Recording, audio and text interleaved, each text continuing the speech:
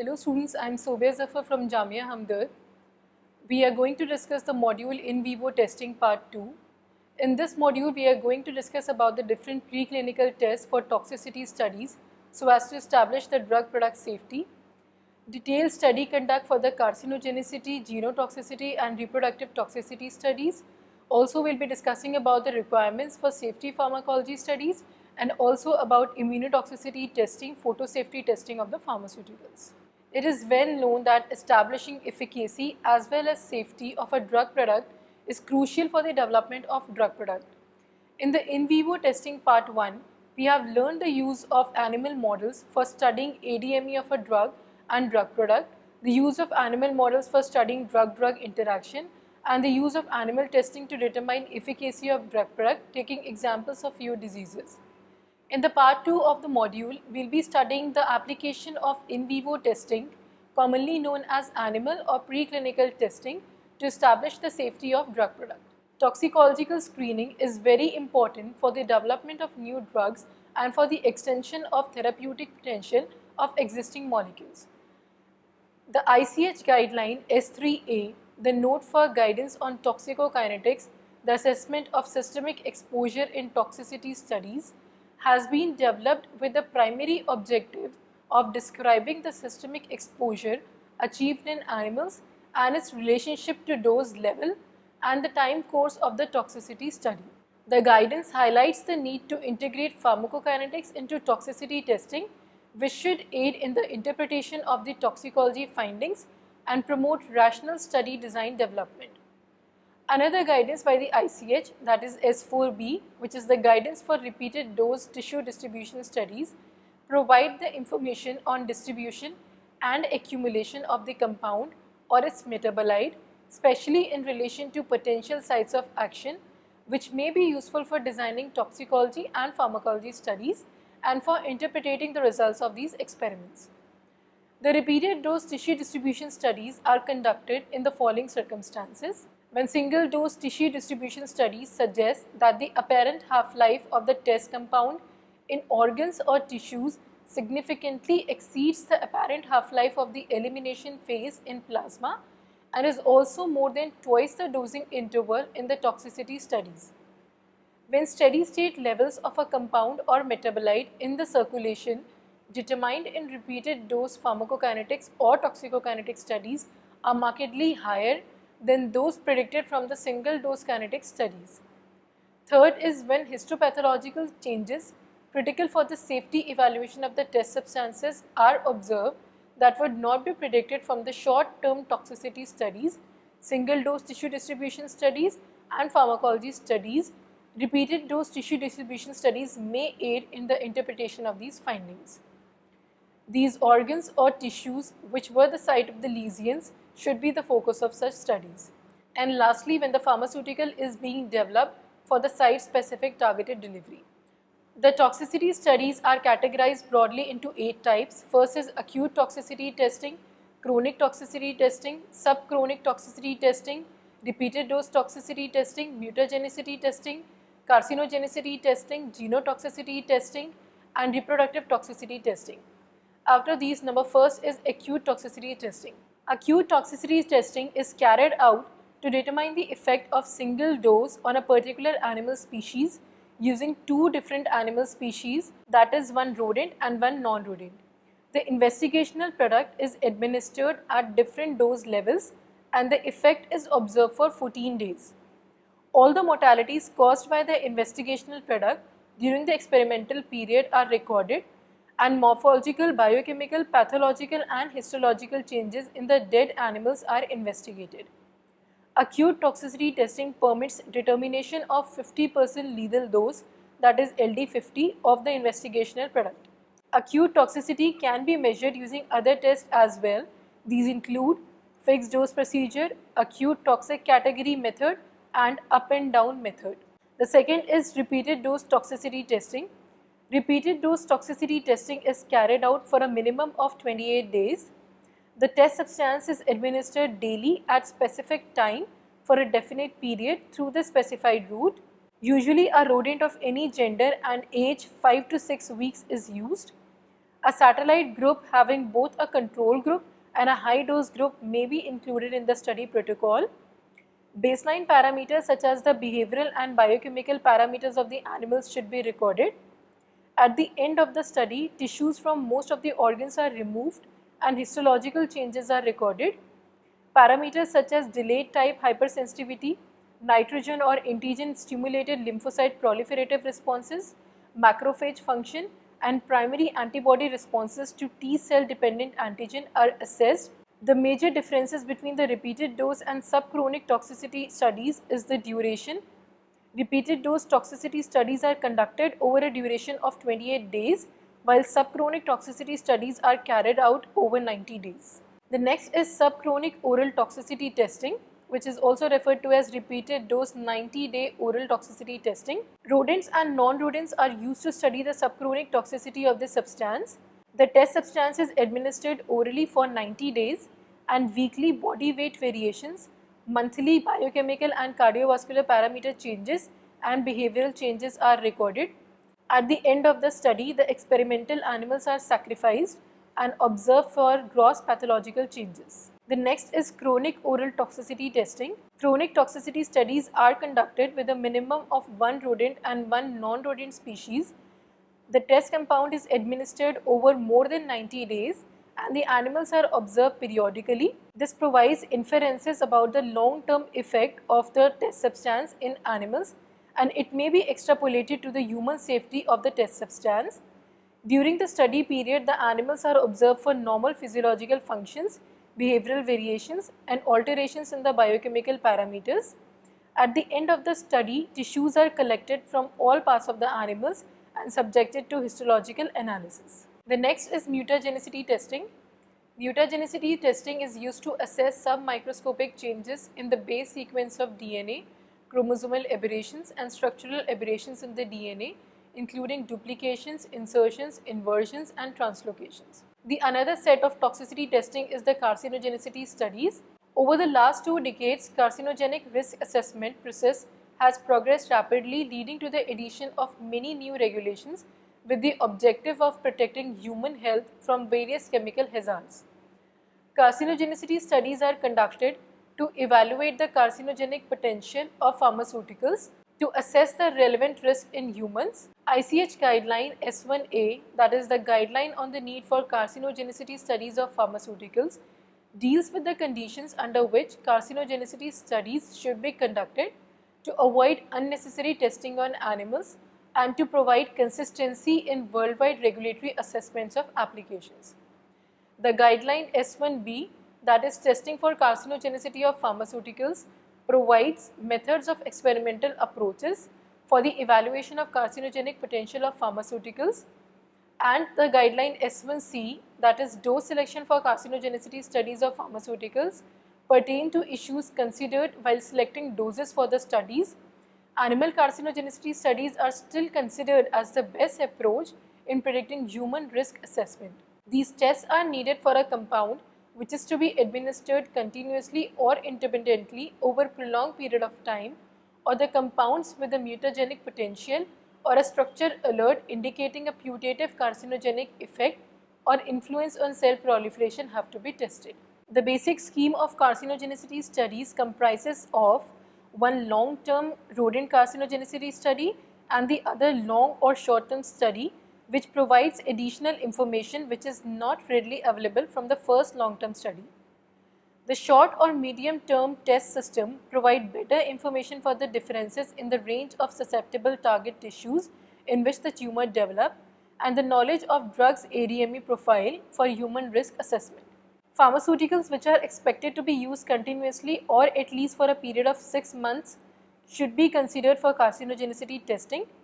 The drug products which are to be used repeatedly in an intermittent manner for the treatment of chronic or recurrent conditions, carcinogenicity studies are generally needed. Pharmaceutical administered for short duration of exposure like anesthetics, critical care medicines, radiolabel imaging agents and diagnostics agents do not need carcinogenicity studies unless there is a cause for concern. These studies are not generally required for endogenous substances including endogenous peptides, proteins and their analogues, produced by the chemical synthesis or by extraction or purification from the animal or human resource or by the biotechnological methods. The next topic is the species and strain selection for the carcinogenicity studies. The lifetime carcinogenic bioassays are generally conducted in both the sexes of rats or mice in order to reduce the experimental variables and enhance the interpretability of the results. Inbred rodent strains are used. The following strains are most commonly used. In case of rats, Fisher 344, Sprague-Dawley, Wistar rats are used, and in case of mouse, B6C3F1, ICR Swiss CD1 or BALPC mice are used. 3 treated groups are generally recommended for establishing any dose-related effect. The number of animals per sex per group is usually 50 to 100.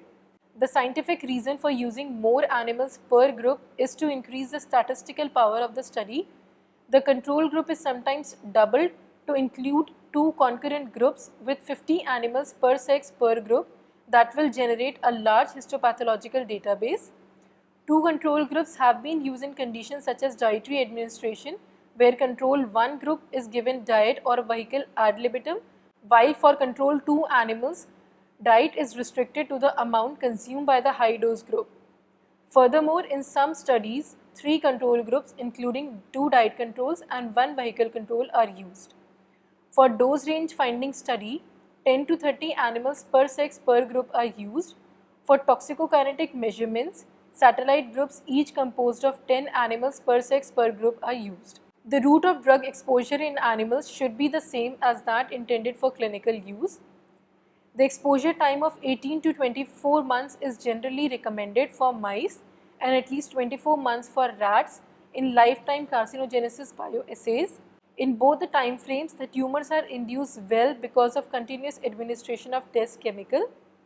Additionally, extending the study period beyond this limit, especially for a negative result, and using 50% survival rule for the termination of the study will further increase the confidence in the test results obtained. The general recommendation by all regulatory authorities for dose selection in carcinogenicity studies is to set a high dose which induces some type of toxicity which is not life-threatening for the study period.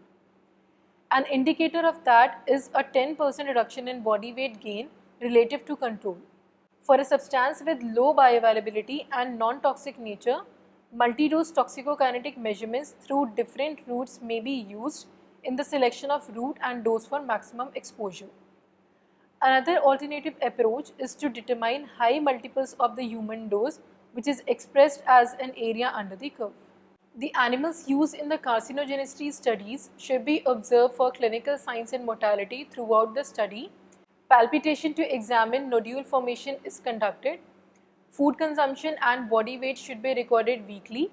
Hematology and clinical chemistry parameters, though optional, are determined once, preferably at the end of the study. For toxicokinetic study, blood samples are collected from the caudal vein in unanesthetized state from satellite animals at various time intervals such as 4, 12, 26, 52 and 103 weeks, morning and afternoon. The satellite animals are usually sacrificed after final sampling without further investigation. The animals should be subjected to detailed necroscopy at the end of the study. The necroscopy study includes weighing and histopathological examination of several organs and tissues. The organs, especially those most likely to develop cancer, should be evaluated. The frequently recommended organs are liver, kidney, adrenal, uterus and gastrointestinal tract.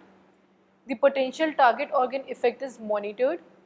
When high dose effects are observed in the target organs, a limited number of tissues are recommended. The next set of studies are the reproduction toxicity testing. The ICH guidance S5, that is detection of toxicity to reproduction for medicinal products and toxicity to male fertility, has the prime objective of revealing any effect of active substances on mammalian reproduction and can also provide important information regarding potential effects on reproduction, particularly male fertility. The guidance defines 6 phases of reproduction that needs to be assessed. First is adult fertility, second is early embryonic development before implantation on the uterus, third is embryonic organogenesis, fourth is fetal development, fifth is birth and pre-weaning development, and sixth is post-weaning development up to sexual maturity. Almost all reproductive toxicity studies are performed in rats and rabbits. Mice and mini pigs are used occasionally. The first set of study under reproduction toxicity testing are the fertility studies. The fertility study is almost always conducted on the rat and is intended to detect adverse effects on male and female gamete maturation, copulatory performance, fertilization, zygote development, and implantation of the embryo. These studies focus on ICH phase A and B. Groups of at least 20 males and 20 females are treated for at least 2 weeks before and during mating.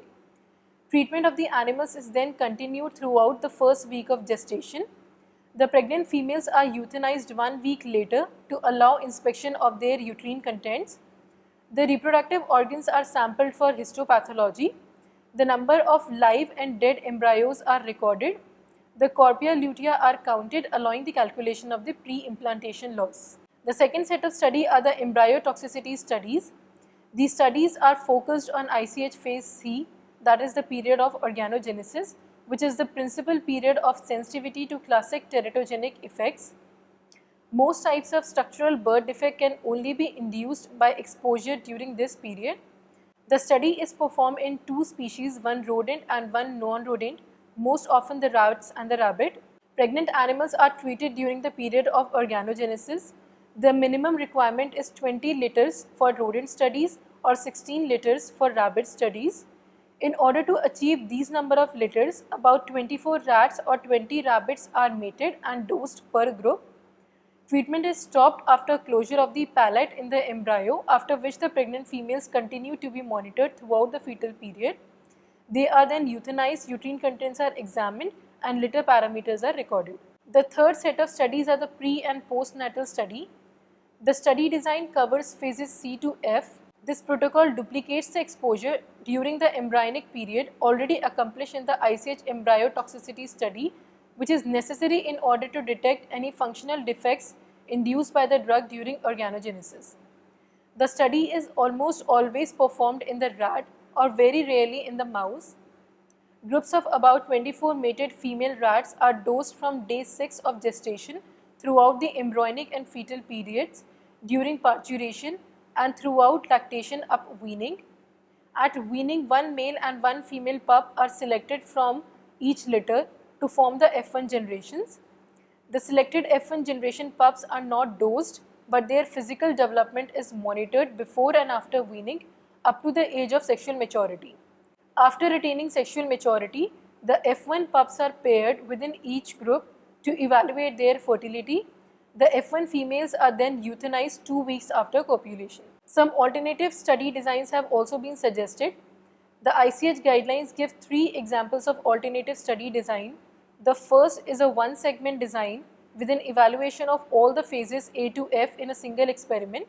A 2-segment design in which the fertility study is combined with the pre- and postnatal study is recommended.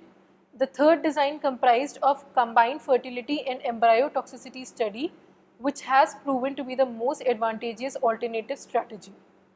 The number of females per group needs to be at least 24. A total of 192 rats are required for the combined fertility or embryo toxicity study compared to the 256 rats for the 2 separate studies. The next are the genotoxicity studies.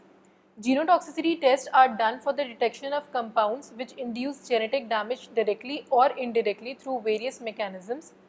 The hazards are identified with respect to damage to DNA and its fixation, which may be in the form of gene mutations, large-scale chromosomal damage, recombination, and numerical chromosomal changes.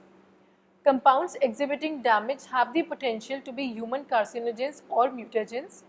ICH guideline S2A, that is specific aspects of regulatory genotoxicity test for pharmaceuticals, deal with the standard genetic toxicology battery for the prediction of potential human risk and to provide guidance on the interpretation of the results, with the ultimate goal of improving risk characterization for carcinogenic effects that have their basis in changes in the genetic material. Several in vitro mammalian cell systems are widely utilized for the measurement of chromosomal damage. The in vitro metaphase chromosome aberration assay, the in vitro micronucleus assay, and the mouse lymphoma L5178Y cell thymidine kinase gene mutation assay, commonly called as MLA assay. In vivo test accounting for compounds absorption, distribution, metabolism and excretion are included in the test battery because some agents are mutagenic in vivo but not in vitro. The choice of an analysis either of micronuclei in the erythrocytes in blood or of chromosome aberrations in the metaphase cells in bone marrow is currently included for this reason. The registration of pharmaceuticals requires a comprehensive assessment of their genotoxic potential, and there is no single test capable of detecting all the relevant genotoxic agents. Therefore, a battery of in vitro and in vivo tests is usually carried out for genotoxicity. The suggested standard set of tests does not imply that the other genotoxicity tests are inadequate or inappropriate. They serve as options for further investigation of genotoxicity test results obtained in the standard battery. Sufficient scientific justification should be provided for the use of tests other than that given in the standard battery test. There are two equally acceptable options for the battery. In the option 1, we test for the gene mutations in bacteria.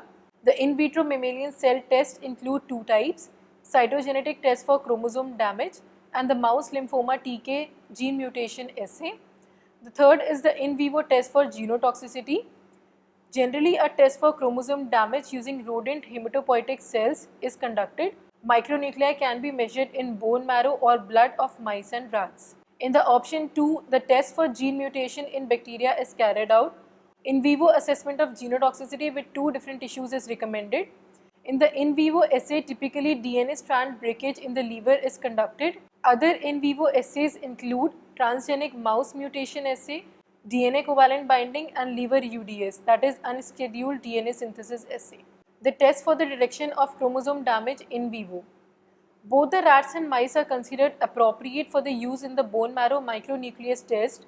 Either the analysis of the chromosomal aberration or the measurement of the micronucleated polychromatic erythrocytes in bone marrow cells in vivo is considered appropriate for the detection of clastogens.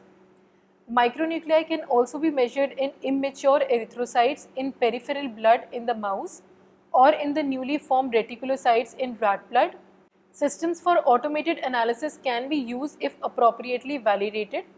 Chromosomal aberrations can also be analyzed in peripheral lymphocytes cultured from the treated rodents. The next are the other in vivo genotoxicity test. The in vivo test described as the second test in the standard battery option 2 can be used as a follow-up test to develop weight of evidence in assessing results of in vitro or in vivo assays.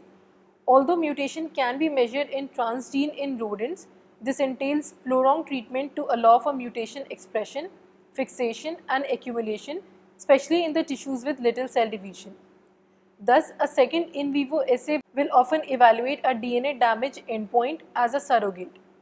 DNA strand break assays such as the single cell gel electrophoresis, that is COMET assay, and alkaline elution assay, the in vivo transgenic mouse mutation assays and DNA covalent binding assays, and the liver unscheduled DNA synthesis assay can be utilized. Typically, 3 dose levels are selected for the in vivo studies. For the short-term studies, the top dose recommended for genotoxicity assays is the limit dose of 2000 mg per kg, if this is tolerated, or a maximum tolerated dose defined as the dose producing signs of toxicity such that the higher dose levels based on the same dosing regimen would be expected to produce lethality. Lower doses are generally spaced at approximately 2 to 3-fold intervals below this. For multiple administration studies, the doses are generally considered appropriate when the toxicology study meets the criteria for an adequate study to support human clinical trials. When carrying out follow-up studies to address any indication of genotoxicity, or when using option 2 with non-in vitro mammalian cell assay, several factors should be evaluated to determine whether the top dose is appropriate for the genotoxicity evaluation. Many compounds that induce aneuploidy, such as potent spindle poisons, are detectable in vivo micronucleus assay in bone marrow or blood only within a narrow range of doses. If toxicological data indicates severe toxicity to the red blood cell lineage, doses scored should be spaced not more than about 2-fold below the top cytotoxic dose. If suitable doses are not included in a multi-week study, additional data could contribute to the detection of nugens, and some toxic clastrogens could be derived from early blood sampling from the in vitro mammalian cell micronucleus assay and acute bone marrow micronucleus assay. The value of in vivo results is directly related to the demonstration of adequate exposure of the target tissues to the test compound.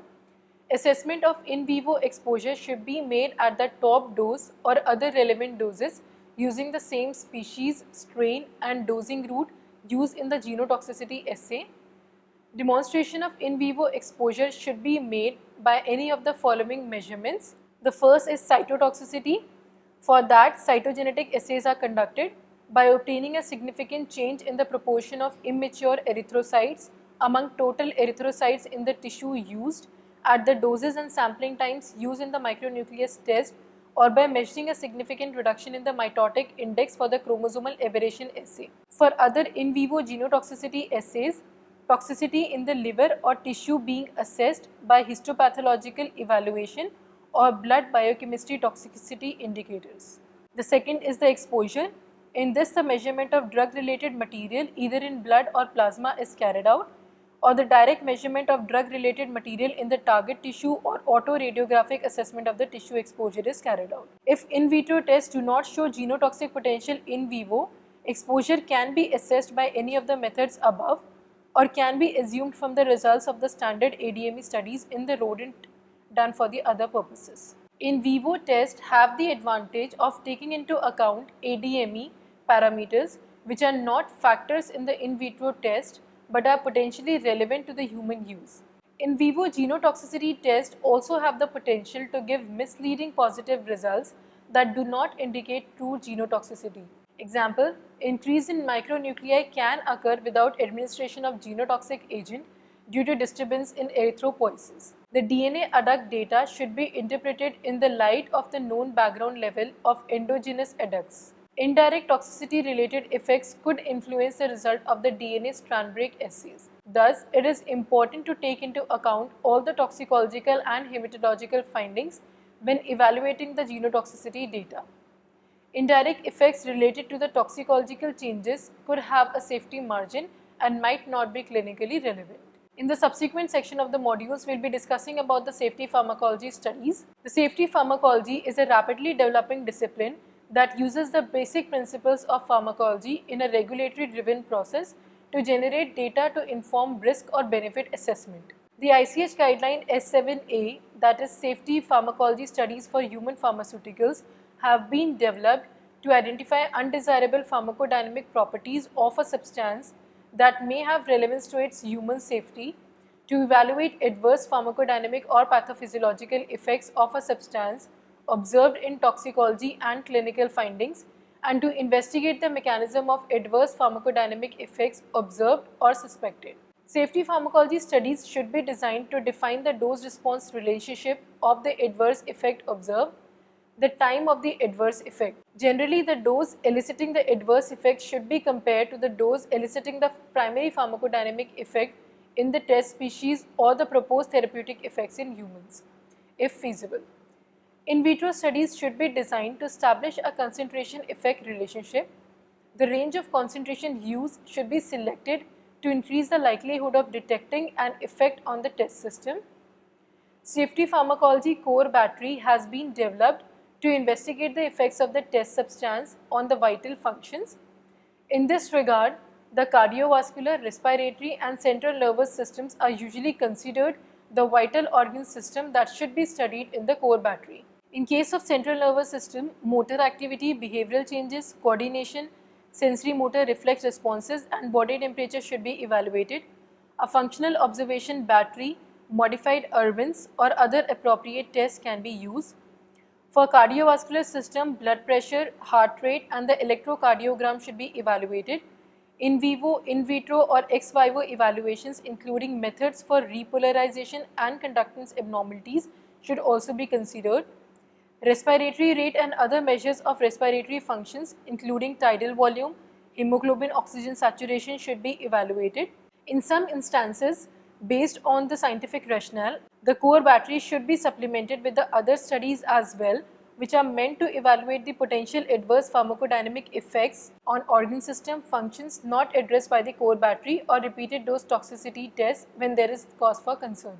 In this, 4 tests are included. First is the renal urinary system, in which the effects of the test substance on urinary volume, specific gravity, osmolality, pH, fluid or electrolyte balance, cytology and blood chemistry determinations like blood urea nitrogen, creatinine and plasma proteins should be evaluated. The effects of test substance with binding to receptors relevant for the autonomic nervous system, functional responses to agonists or antagonists in vivo or in vitro, direct stimulation of the autonomic nerves, and measurement of the cardiovascular responses, baroreflex testing and heart rate variability should also be measured. Effect of the test substance on the gastrointestinal system should be assessed. For example, gastric secretion, gastrointestinal injury potential, bile secretion, transit time in vivo, ileal contraction in vitro, gastric pH measurements and pooling can be used. Effect of the test substance on organ system not investigated elsewhere should be assessed when there is a reason for concern. For example, dependency potential or skeletal muscle immune and endocrine functions can also be investigated. The next set of ICH guidelines are the immunotoxicity testing, which is included in the guideline S8, which is intended to provide recommendations on non-clinical testing approaches to identify compounds which have the potential to be immunotoxic, and on weight of evidence decision-making approach for immunotoxicity testing. The decision on immunotoxicity testing is driven by the alerts from the standard toxicity studies, especially from 28-day repeated dose toxicity studies with full assessment of hematology, clinical chemistry and histopathology. The parameters to be evaluated in hematology are total and differential blood counts. For clinical chemistry, globulin levels and albumin to globulin ratios need to be evaluated. For gross pathology, lymphoid organs or tissues, organ weights, in case of histology, thymus, spleen, draining lymph node and at least one additional lymph node, bone marrow, Pierce patches, bronchus associated lymphoid tissue, nasal associated lymphoid tissue should also be recorded. The next guidelines are the photo safety testing. The purpose of the ICH S10 photo safety evaluation of pharmaceuticals is to recommend international standards for the photo safety assessment and to harmonize such assessment supporting human clinical trials and marketing authorization for pharmaceuticals. The photo safety assessment of pharmaceutical is an integrated process that can involve an evaluation of photochemical characteristics, data from the non-clinical studies and human safety information. This guideline addresses phototoxicity and photoallergy effects. Phototoxicity is an acute light-induced tissue response to a photoreactive chemical, while photoallergy is an immunologically mediated reaction to a chemical initiated by the formation of photoproducts following a photochemical reaction. For a chemical to demonstrate phototoxicity or photoallergy, the following characteristics are crucial. First, absorbs light within the range of natural sunlight, that is 290 to 700 nanometer. Second, generate a reactive species following absorption of the UV visible light. Third, distributes sufficiently to light exposed tissues like the skin and the eye. If one or more of these conditions are not met, a compound will usually not present a concern for the direct phototoxicity. The concentration of photoreactive chemical in tissue at the time of light exposure is a very important pharmacokinetic parameter in determining whether a phototoxic reaction will occur. The most widely used in vitro assay for phototoxicity is the 3T3 neutral red uptake phototoxicity test. UVB induced phototoxicity is more relevant for topical products. For components of topically applied products that absorb predominantly in the UVB range and where in vitro assessment is desired, the use of 3T3 NRU-PT with modified irradiation conditions can be considered. Phototoxicity testing for systemically administered compound have been conducted in a variety of species including guinea pig, mouse and rat. For species selection, irradiation sensitivity, heat tolerance and performance of reference substances should be considered. If an in vivo phototoxicity study is conducted, it is desirable to have some information about the pharmacokinetic profile of the compound before designing the study. This is to ensure that irradiation of the animals is conducted at the approximate Tmax and to assist in the selection of an appropriate study duration in relation to the intended clinical exposure.